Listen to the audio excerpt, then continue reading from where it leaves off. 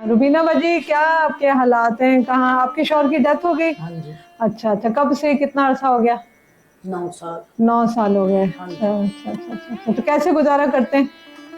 इतना ही करी जाते। अच्छा, अल्लाह पाक खैर करेगा, अल्लाह पाक खैर करेगा, परेशान नहीं होना, अल्लाह खैर करेगा। कौन सी क्लास में पढ़ता मेरा बेटा?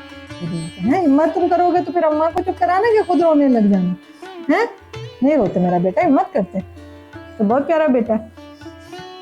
बाजी हिम्मत करते ना, देखें इसका दिल छोटा हो जाएगा है। टेंशन से भी फिर वो तबीयत खराब होती है ना, टेंशन से तबीयत खराब होती है, टेंशन नहीं लिया करें हैं। अल्लाह खैर करेगा, हम है ना आपके साथ, खैर करें, अल्लाह खैर करें, परेशान नहीं हो।